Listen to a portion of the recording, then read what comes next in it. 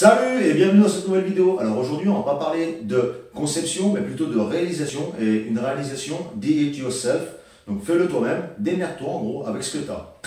Alors on va pas faire durer le suspense plus longtemps puisque tu as dû le voir en miniature, il s'agit simplement du tableau vivant que j'ai réalisé sur le thème d'Alien. Alors je sais pas si tableau vivant c'est vraiment le terme adéquat ou exact, mais d'après moi je trouve que c'est le nom le plus approprié pour ce que j'ai réalisé. Donc c'est un projet que j'ai commencé à réaliser il y a plus de 6 mois, que j'ai imprimé il y a plus de 6 mois et que j'avais laissé un peu de côté parce que j'avais autre chose à faire.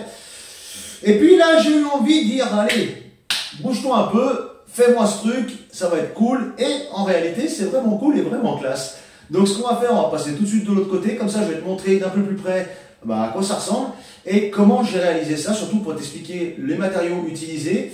Et puis la façon de faire, donc ma façon de faire, c'est peut-être pas la meilleure, je suis pas ingénieur, mais le résultat, il est là quand même. Donc allez, c'est parti, on va de l'autre côté. Donc voilà comment ça se présente en plein jour. Alors ce tableau, il a été réalisé avec 4 parties, donc les deux mains, la tête et la queue. À savoir que les deux mains sont réalisées d'un seul bloc, c'est-à-dire qu'elle est imprimée en une seule fois. Donc il va te falloir une imprimante grand volume, donc 300 par 400. Ou sinon, après, si tu n'as pas ça, il va falloir recouper les pièces pour pouvoir les faire en 2 parties, les coller et ainsi de suite. Ensuite, la tête, elle est faite en 3 morceaux. Donc la partie arrière et la partie en gros avant comme ça qui a été recollée sur la partie arrière. Et j'ai rajouté la petite bouche qui n'était pas sur le fichier d'origine. Donc c'est un tout petit fichier à l'origine que j'ai tout modifié et j'ai rajouté cette fameuse petite bouche. Concernant la queue, au départ, j'avais également prévu de la réaliser en 2 parties. Et j'ai changé d'avis parce que je trouvais que ça faisait un peu trop long.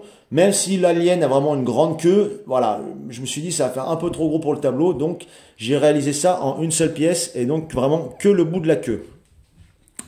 Ensuite pour la conception à proprement dit. Donc tu peux voir sur le fond là en noir, alors je sais pas si ça se voit bien à la caméra ici et ici. En fait c'est simplement une planche de pain de 15 mm d'épaisseur. Pour la longueur et la hauteur, je vais te mettre ça tout de suite en dessous là dans la vidéo. Donc je l'ai peinte en noir. Par contre au niveau de l'épaisseur, je regrette un peu maintenant de l'avoir fait aussi épais, ça servait vraiment à rien. Donc si je vais refaire un tableau, d'ailleurs je vais en refaire un, je prendrai simplement un contreplaqué de 5 ou 8 mm. 5 mm c'est largement suffisant. Ensuite c'est simplement un imbriquement de pièces pour arriver jusque là. Alors la deuxième étape c'est simplement de créer un cadre en fait, si tu veux, tout le tour comme ça, de 20 mm de haut, par 15 mm d'épaisseur. Alors là par contre, descends pas en dessous de 15 mm, si tu as 15, si tu as 20, c'est aussi bien. Ça va simplement te permettre de pouvoir insérer les LED, mais également de donner un peu de profondeur par rapport à l'avant de la grille sur le fond du tableau. Alors ça c'est pareil, je l'ai vissé par derrière, le cadre. Donc tu peux le visser tout le tour comme ça pose pas de souci. Ensuite, pour la grille, au départ, j'avais prévu de la réaliser avec du métal, simplement. Et je me suis dit, fait chier quand même, parce que c'est déjà un peu pénible à mettre en œuvre. Et en plus de ça, voilà, ça a quand même un certain coût. Donc, ce que j'ai fait, j'ai grugé. Je vais te montrer tout de suite ce que j'ai utilisé. Donc, au final, voilà ce que j'ai utilisé. C'est en fait une toile, comme ça, en quadrillage, que tu vas utiliser pour mettre sous les toits, pour empêcher les pigeons de rentrer à l'intérieur du toit. Ou il y a également le même style de toile, en fait, que tu vas mettre sur les planchers, en fait, quand tu vas avoir un plancher en bois, pour le stabiliser avant de mettre un carrelage par-dessus ou comment ça s'appelle, un parquet flottant, voilà. Donc c'est ce genre de toile que j'ai utilisé pour réaliser, en fait, mon faux grillage. Ensuite, ce que j'ai fait, j'ai balancé un coup de bombe argent dessus. Et pour finaliser, j'ai balancé un coup de bombe chrome. Alors les bombes, va pas te ruiner. Tu vas simplement à action, ça coûte à peu près 3 balles la bombe et ça fait tout à fait le boulot. Alors, chose à faire avant de mettre la toile en place, il va falloir placer ta LED à plat, comme ça, sur tout le pourtour de ton cadre. Je te conseille d'utiliser quand même un petit coup de super glue dessous parce que moi, malgré que ça soit marqué 3M, ça colle plus ou moins bien. Ça se décolle un petit peu là-bas, je vais le recoller, ça sera pas un souci. Mais voilà, t'es prévenu. Bon, du coup, j'ai fait mon petit trou là derrière. J'ai fait repasser, donc comme je te disais, la partie infrarouge ici. Il y a un petit double face un peu épais, donc je l'ai appuyé, écrasé sur le bois, vu qu'il n'est pas tout à fait lisse ça accroche pas trop mal.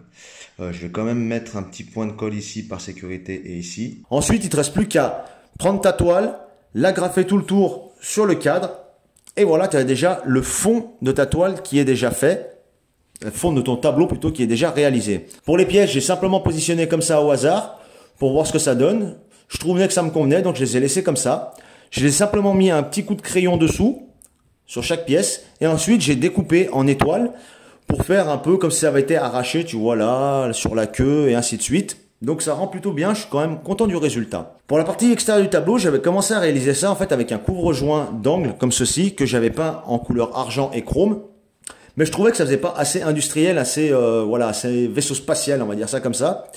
Et j'ai donc cherché une idée pour pouvoir réaliser ça avec une façon un peu plus sympa et que ça ait un rendu un peu plus vieillot, industriel, métal, enfin voilà. Parce que le bois, ça reste quand même du bois, même s'il est teinté, c'est pas vraiment génial.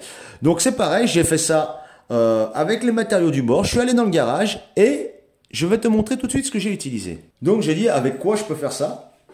Et cet été, en fait, j'avais mis en place un canis comme celui-là, tu vois. Sur un grillage pour simplement faire un peu un brise-vue.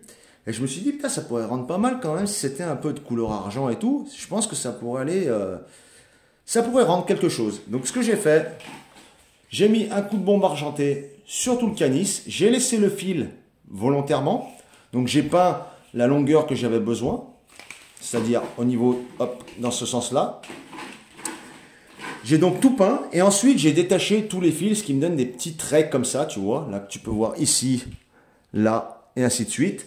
Donc ce qui donne un peu un côté industriel, un peu un côté usé. Une fois que j'ai fait ça, j'ai passé 2 ou 3 couches donc de chrome sur, j'ai passé une couche d'argent pardon et 2 couches de chrome dessus. Et ensuite j'ai pris un papier de verre ultra fin et j'ai simplement frotté très délicatement sur tout le pourtour. Pour pouvoir donner justement un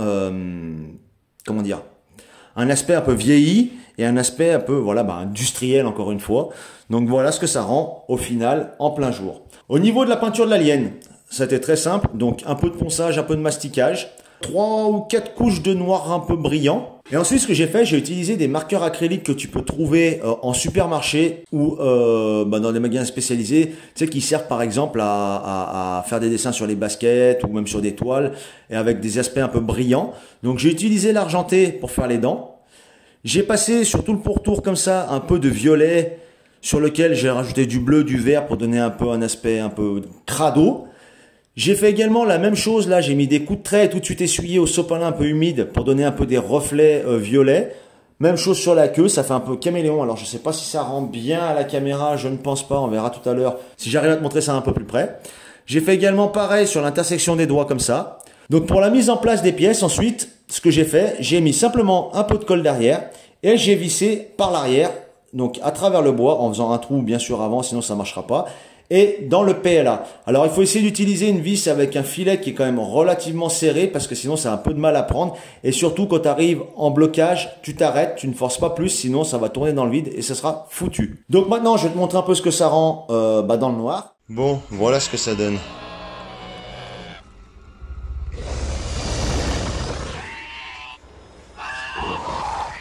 Et en bleu.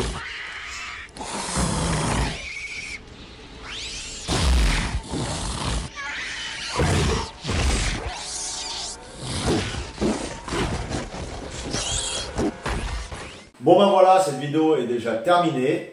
Alors j'espère que ça t'a plu. Désolé un peu pour le montage, un peu dans tous les sens. Parce qu'au départ, si tu veux, j'avais pas prévu de faire une vidéo pour expliquer comment réaliser ce tableau vivant. Mais j'ai vu que ça a eu pas mal de succès, donc du coup, je me suis dit, je vais quand même monter une vidéo, au moins le minimum vital, on va dire, pour pouvoir réaliser ça avec les moyens du bord. Donc, chose faite. Concernant tous les réglages pour l'impression de cette merveille, tu vas trouver ça dans la description juste en dessous. Donc je vais te mettre une partie avec les STL et une deuxième partie avec les G-codes. Donc les G-codes ont été générés pour la U20. Donc tous les gabarits style U20, ça devrait passer sans problème. À savoir que c'est du 0% de remplissage. Et donc Est-ce que ta machine est bien réglée et est capable d'imprimer ça en 0%? Ça, c'est toi qui vois. Sinon, tu vas régénérer un G-code avec, avec ton slicer. Et puis comme ça, tu pourras imprimer ça tranquillement. Voilà. Encore désolé un peu pour le montage un peu à l'arrache, hein, on peut dire ça comme ça. Et puis c'est tout, voilà. Et ben écoute, moi je vais te dire à bientôt pour une prochaine vidéo. Ciao.